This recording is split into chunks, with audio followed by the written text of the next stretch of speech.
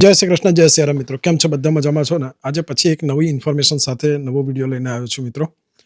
આજની ઇન્ફોર્મેશન તમે યુટ્યુબના થંબનેલ ઉપર જોઈ જ લીધી હશે, પોસ્ટર ઉપર, કે આપણે આજે આ વિડીયોમાં શું વાત કરવાના છીએ. આ વિડીયોમાં ઇમિગ્રેશન નિયમો જે ચેન્જીસ થાય છે એની પર કોઈ જ વાત નથી કરવાના. પણ હા, એક વાત ચોક્કસથી કહીશ કે અત્યારે જે લેબર પાર્ટીમાં જે હલચલ ચાલી રહી છે અને કંઈક ને કંઈક દ્રષ્ટિથી એ આપણી લોકો માટે જે માઇગ્રન્ટ્સ છે એમની માટે એક ખુશખબર જેવું લાગી રહ્યું છે. એનું રીઝન એટલા માટે કહું છું કે અત્યારે હાલની પરિસ્થિતિમાં યુકે ગવર્મેન્ટમાં લેબર પાર્ટી છે, એમના ઘણા બધા એમપીઝનું એવું માનવું છે કે અત્યારે નેટ માઇગ્રેશનના આંકડાઓ બહાર પાડ્યા છે 2025 સુધીના. એ માઇગ્રેશનના આંકડા જોતાં એવું લાગી રહ્યું છે કે યુકેમાં નેટ માઇગ્રેશન 12 વર્ષ કરતાં અત્યારે ઘણું બધું ઓછું થઈ ચૂક્યું છે. એમાં 48%નો ધરખમ ઘટાડો નોંધાયો છે. તો હવે આપણે લોકોએ જે નિયમો છે આઈએલઆરને લઈને, જે નિયમો ઉપર ચર્ચા અત્યારે ચાલી રહી છે કે આઈએલઆર 5 વર્ષથી વધારી 10 વર્ષ, 15 વર્ષ કે 20 વર્ષ સુધીનું કરી દેવું, તો એ નિયમને હવે પડતો મૂકવો જોઈએ અને એ નિયમ માટે ફરી એકવાર વિચારણા કરવી જોઈએ. વાત કરીએ તો અત્યારે જે યુકેની કરંટ ગવર્મેન્ટ છે લેબર પાર્ટી, એ લોકોએ પાછળના 2 વર્ષમાં એટલા બધા આ ઇમિગ્રેશન નિયમોમાં જે ફેરફાર કરી દીધા હતા, જેના કારણે યુકેમાંથી હજારોની સંખ્યામાં લોકો યુકેને છોડી પોતાની હોમ કન્ટ્રી ચાલ્યા ગયા છે. અહીંયા જે યુનિવર્સિટીઝની ફીસ સ્ટ્રક્ચર હતું, એ ફી સ્ટ્રક્ચરમાં પણ ધરખમ વધારો થઈ ગયો છે. NHSની જે ફી સ્ટ્રક્ચર હતું એમાં પણ વધારો કર્યો છે, વિઝા ફીમાં વધારો કર્યો છે.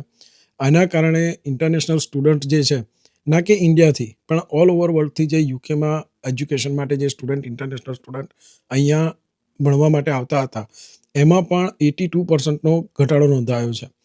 પાછલા વર્ષમાં જોવા જઈએ તો જેટલા લોકોએ યુકેના સ્ટુડન્ટ વિઝા એપ્લાય કર્યા હતા, એમાં આજની તારીખમાં અત્યારે જે 2026 છે એમાં 82%નો ઘટાડો નોંધાયો છે.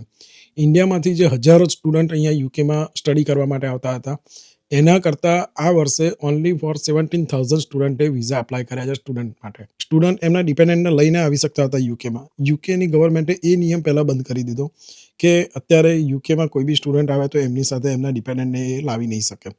એનાથી ઘણો મોટો ફેર પડ્યો હતો. ત્યાર પછી એ લોકોએ અહીંયા જે ફી સ્ટ્રક્ચર છે, IHSની ફી છે, સ્ટુડન્ટ વિઝા એપ્લિકેશન ફી છે, યુનિવર્સિટીઓ માટે અમુક નિયમો, ક્રાઇટેરિયા બહાર પાડી દીધા. ત્યાર પછી યુકેની અંદર લંડનમાં જો તમારે કોઈ યુનિવર્સિટી સિલેક્ટ કરવી હોય તો એનું ફી સ્ટ્રક્ચર, એનું બેલેન્સ સ્ટ્રક્ચર એ પણ વધારી દીધું. સાથે યુકેની બહાર આઉટ ઓફ લંડન તમારે રહેવું હોય અને ત્યાં કોઈ યુનિવર્સિટી સિલેક્ટ કરો તમે, તો એમાં થોડી રાહત આપી. પણ સ્ટુડન્ટને એ વસ્તુની પણ ખબર હોય છે કે જો લંડનમાં રહીશું તો જોબ પણ મળી રહેશે પાર્ટ ટાઈમ અને ત્યાં જીવન પણ સારું છે. જ્યારે કન્ટ્રી સાઈડ જોવા જઈએ તો સ્ટુડન્ટ એકલું પડી જાય છે, ના તો પોતાની કોઈ કોમ્યુનિટી મળે છે અને ત્યાં પાર્ટ ટાઈમ જોબ પણ શોધવામાં ઘણી તકલીફ પડે છે. બીજા નંબરમાં જે સ્કિલ વર્ક વિઝા પર આવતા હતા, એમાં પણ ખાસ કરીને જે કેર હોમ વર્ક વિઝા હતા, એને પણ શોર્ટેજ ઓક્યુપેશન લિસ્ટમાંથી એ લોકોએ બાદ કરી દીધું. જેના કારણે યુકેના જે બહારથી ઇન્ટરનેશનલ જે સ્કિલ વર્ક વિઝા પર ટાયર 2 વિઝા ઉપર લોકો અહીંયા આવતા હતા, એમાં પણ ધરખમ ઘટાડો નોંધાયો છે. એમાં પણ 72%ની અત્યારે જોવા જઈએ તો એમાં પણ ઘટાડો આવ્યો છે. રીઝન એનું એવું છે કે અત્યારે યુકેની ગવર્મેન્ટ એવું વિચારે છે કે ઇન્ટરનેશનલ સ્કિલ વર્કર માટે જો એ નિયમ લાગુ રાખ્યો હોત તો અત્યારે યુકેમાં જે જોબ ક્રાઇસિસ ઊભા થયા છે, અહીંની જે લોકલ કોમ્યુનિટી છે, મતલબ લોકલ બ્રિટિશર્સ છે યા તો ઇનસાઇડ જે યુકેમાં રહે છે, એમની માટે જોબના ઓપ્શન ઓછા થતા જતા હતા. એટલા માટે યુકે ગવર્મેન્ટે એવું ડિસાઇડ કર્યું કે યુકેની અંદર જેટલા પણ સ્કિલ વર્ક વિઝા પર છે અને જેમની પાસે 0 અવર્સ કોન્ટ્રાક્ટ છે, એ લોકો પોતાના જે કેર હોમ વિઝા છે એમને પર એ લોકો સ્વિચ કરી શકે છે અને બહારથી આવતા ઇન્ટરનેશનલ સ્ટુડન્ટને ઓછા કરી અને એની ઉપર કંટ્રોલ લાવી અહીંનું નેટ માઇગ્રેશન છે એમાં પણ ઘટાડો નોંધ્યો.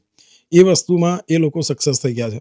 હવે લેબર પાર્ટીની જે એમપીઝ છે, એમાંથી 50% એમપીઝનું એવું માનવું છે કે હાલની પરિસ્થિતિમાં જે આઈએલઆર રૂટને લઈ અને જે ઇનસર્ટિનિટી અને પબ્લિકમાં જે લેબર પાર્ટી વિશે અત્યારે લોકપ્રિયતાનો ગ્રાફ ડાઉન થતો જાય છે અને લેબર પાર્ટીની શાખ પણ એવી રીતે પહેલેથી જ લોકોના ઇમિગ્રન્ટ્સ જે આવતા હતા, યુકેમાં જે પહેલેથી ઇમિગ્રન્ટ્સ આવતા હતા, એમાં લેબર પાર્ટી ઇમિગ્રન્ટ્સના હિતમાં જ વાત કરતી હતી. પણ છેલ્લા 2 વર્ષથી જ્યારથી લેબર પાર્ટી પછીથી પાવરમાં આવી છે, ત્યાર પછી એ લોકોએ ઇમિગ્રેશનમાં ધરખમ ફેરફારો કરવાની પ્રોમિસ કરી હતી. અને હાલમાં જે હોમ મિનિસ્ટર અહીંના જે છે શબાના મહેમૂદ, એમનું માનવું એવું છે કે international students, international skill worker, એમની પર જો નિયંત્રણ લાવી દીધું તો અત્યારે યુકેની જે આપણે ઇલેક્શન વખતે જે પ્રોમિસ કરી હતી, એ પ્રોમિસમાંથી આપણે થોડુંક અહીંની બ્રિટિશ સિટીઝન્સ એમનામાં પણ થોડી લોકપ્રિયતા મેળવી લઈશું. પણ હકીકત એવી છે કે એક બાજુથી કંઈક મેળવવું હોય તો બીજી બાજુ ખોવું પડે. એ રીતે અત્યારે લેબર પાર્ટીને જે માઇગ્રન્ટ્સનો સાથ સહકાર હતો એ પૂરેપૂરો અહીંયા જોવા નથી મળી રહ્યો અને એના જ કારણે લોકલ બોડી ઇલેક્શનમાં એમની મોટામાં મોટી હાર થઈ છે. હવે હાલની પરિસ્થિતિમાં આપણે એક વસ્તુ પર ફોકસ કરીએ કે જે ઇમિગ્રેશન નિયમોમાં જે ફેરફાર કરવાનું છે એમાં પણ જ્યુરી કોર્ટ હોય છે. તો એ કોર્ટમાં પણ ઘણા બધા જે સભ્યો હતા એ લોકોએ પણ આ નિયમને લઈ અને એમણે ચિંતા વ્યક્ત કરી છે કે આપણે જે પહેલાંની ગવર્મેન્ટ હતી અને જે સ્ટુડન્ટ યા તો જે સ્કિલ વર્કર વિઝા પર અહીંયા આવ્યા છે એ બધાને આપણે પહેલાં પ્રોમિસ કર્યું હતું કે ભાઈ તમે અહીંયા 5 વર્ષ માટે કામ કરો, અમે તમને વર્ક પરમિટ ILR આપી દઈશું. તો એ જે પ્રોમિસ છે એને પણ ડેમેજ થઈ રહી છે. તો અત્યારે જે ILRનો રૂટ છે એને આપણે જે એઝ ઇટ ઇઝ જે છે 5 વર્ષ એને જ લાગુ રહેવા દેવો જોઈએ અને આવનારા સમયની અંદર જે નિયમો છે એમાં એ રીતે ફેરફાર કરો કે 5 વર્ષે ILR તો મળી જાય પણ અહીંયા આવનારની સંખ્યા ઓછી થાય. મતલબ કે જે ફી સ્ટ્રક્ચર ને એ બધું છે એમાં જે તમે વધારો કર્યો છે અને એના કારણે જે નેટ માઇગ્રેશનની સંખ્યામાં અત્યારે ધરખમ ઘટાડો જોવા મળ્યો છે એ બરાબર છે. તો અત્યારે જે ચાલી રહ્યું છે 5 વર્ષે ILR એને એઝ ઇટ ઇઝ રહેવા દેવાની વાત કરી છે. તો આપણા માટે ખુશ ખબર એ વસ્તુની છે કે અત્યારે હાલમાં જે લેબર ગવર્મેન્ટમાં જે MPs છે એ લોકોનું પણ એવું માનવું છે કે 5 વર્ષના ILR નિયમને એઝ ઇટ ઇઝ રાખો. જ્યુરી કોર્ટનું પણ એવું માનવું છે. હવે સબાના મહેમૂદ એ એમના નિયમ ઉપર અડગ રહેલા છે કે ભાઈ મેં જે નક્કી કર્યું છે તો એ હું કરીને જ રહીશ. હવે એક માણસથી જો ગવર્મેન્ટ ચાલતી હોત યા તો એમના જ કહેવા પ્રમાણે જો અહીંના નિયમો ચેન્જ થતા હોત તો બીજા કોઈ વ્યક્તિની જરૂર ના પડે. પણ એમના હાથમાં એ વસ્તુનો પાવર છે કે ઇમિગ્રેશન નિયમોમાં ચેન્જીસ લાવી શકે. પણ જે એમના MPનો સાથ સહકાર મળવો જોઈએ એ કંઈક ને કંઈક રીતે આપણને જોવા નથી મળી રહ્યો અને એના કારણે આપણે કહી શકાય કે આવનારા સમયની અંદર જે નિયમો ચેન્જીસ થવાના છે એમાં પણ કેર હોમ વર્ક વિઝાવાળાઓને કંઈક ને કંઈક રીતે છૂટ મળી શકે છે.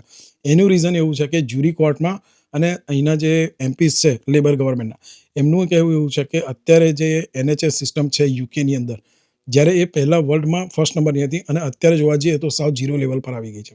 અને અત્યારે જે NHSમાં જેટલા પણ લોકો સ્કિલ વર્ક વિઝા પર કામ કરે છે અને 5 વર્ષથી વધારી એમની માટે ILR જો 10 વર્ષનું કરી દીધું તો એમાંથી હજારો લોકો UK છોડી પોતાની હોમ કન્ટ્રી ચાલ્યા જશે યા તો બીજા કોઈ દેશનો ઓપ્શન એ લોકો શોધી લેશે. તો અને એ સમયે યુકેમાં જે NHSની હાલત જે છે અત્યારની હાલત કરતાં પણ ડબલ હાલત ખરાબ થઈ શકે છે. અને હાલની પરિસ્થિતિમાં યુકેમાં જોવા જઈએ તો સિનિયર સિટીઝનની સંખ્યા ખૂબ જ વધી ગઈ છે અને જે વર્કર હોય છે એમની ખરેખર અછત ઊભી થઈ રહી છે. ગવર્મેન્ટનું એવું માનવું છે કે અત્યારે જેટલા પણ લોકો યુકેને છોડી પોતાની હોમ કન્ટ્રી ચાલ્યા જશે તો કેર હોમ વર્ક વિઝા માટે અહીંની જે લોકલ પબ્લિક છે એમને આપણે ટ્રેન કરીશું અને એ લોકોને આપણે કેર હોમ વર્ક વિઝા આપણે આઉટ કરીશું. હવે જોવાનું એ રહ્યું કે આવનારા સમયની અંદર ગવર્મેન્ટ કયા ડિસિઝન ઉપર આગળ વધે છે અને કોને કેટલો સપોર્ટ મળી રહે છે. આપણે અત્યારે જે ખુશખબર જોવા મળી રહી છે થોડા રાહતના સમાચાર એવા પણ મળી રહ્યા છે કે ILR રૂટ કદાચ કેર હોમ વર્ક વિઝા માટે એઝ ઇટ ઇઝ એ રહી શકવાની ગણતરી થઈ રહી છે. કારણ કે અત્યારે NHS સિસ્ટમ જે છે યુકેની એ ખૂબ જ ખરાબ હાલતમાં છે. અત્યારે જો એ સિસ્ટમ ઉપર UK ગવર્મેન્ટ કામ કરશે તો કંઈક ને કંઈક દ્રષ્ટિથી યુકેની પબ્લિકને એમના સાથ સહકાર પાછો મળશે અને એ પાછી લોકપ્રિયતા મેળવી શકે એવું અહીંના જે લેબર ગવર્મેન્ટના MPs છે એમનું માનવું છે. અને કંઈક ને કંઈક દ્રષ્ટિથી આવનારા સમયની અંદર જે અત્યારે યુકેની લેબર પાર્ટીની અંદર જોવા મળી રહી છે જે હલચલ એ નિયમો ઉપર આવનારા સમયની અંદર ડિબેટ થઈ શકે છે અને એમાં પણ આ વસ્તુ ક્યાંક ને ક્યાંક રીતે પોઝિટિવ આપણને જોવા મળી શકે છે. મિત્રો ખુશખબર જે સાંભળી તમને કદાચ નવાઈ લાગી હશે પણ અત્યારે યુકેની હાલની જે કરંટ ગવર્મેન્ટ છે એમના માથે ખૂબ જ મોટું સંકટ છે કે ILR નિયમને ચેન્જ કરવા કે ના કરવા. પણ 80% લોકોનું માનવું એવું છે કે યુકેમાં જે ILR નિયમ છે એને એઝ ઇટ ઇઝ રહેવા દેવા અને અહીંની લોકલ પબ્લિકનું પણ એવું માનવું છે કે જો માઇગ્રન્ટ્સ અહીંયા યુકેથી નીકળી જશે તો યુકેની હાલત અત્યારે જે ઇકોનોમી જે છે એના કરતાં પણ વધારે ડેમેજ થઈ શકે છે. મિત્રો હવે આવનારા સમયમાં આપણે એ જોવાનું છે કે નિયમોમાં શું ફેરફાર આવે છે. બરાબર, ઘણા બધા વિડીયો ઇમિગ્રેશન નિયમો ઉપર આપણે બનાવી દીધા છે. તો હવે નેક્સ્ટ વિડીયોમાં આપણે કોણ ILR ક્યારે એપ્લાય કરી શકે છે, ILR એપ્લાય કરવા માટે કેવા નિયમો છે, એમની માટે શું શું ડોક્યુમેન્ટ જોઈશે એ આપણે નેક્સ્ટ વિડીયોમાં જરૂરથી વાત કરીશું. મિત્રો તો ચેનલ પર પહેલી વાર આવ્યા હોય તો ચેનલને પ્લીઝ સબસ્ક્રાઇબ જરૂરથી કરી લેજો. સાથે બેલ આઇકન નોટિફિકેશનને ઓલ ઉપર જરૂરથી સેટ કરજો અને તમારા ફ્રેન્ડ્સ ફેમિલી સાથે આ વિડીયોને જરૂરથી શેર કરજો તો એ લોકોને પણ આ માહિતી મળી જાય. અને વિડીયો સારી લાગી હોય તો મિત્રો વિડીયોને લાઇક જરૂરથી કરજો. તમારી પાસે કોઈ ક્વેશ્ચન યા કન્સર્ન હોય યા તો તમારી પાસે કોઈ માહિતી હોય તો પણ તમે કોમેન્ટ બોક્સમાં જણાવી શકો છો. મિત્રો પણ મળીએ નવા વિડીયોમાં નવી ઇન્ફોર્મેશન સાથે. ત્યાં સુધી સૌને જય શ્રી કૃષ્ણ, જય સિયારામ.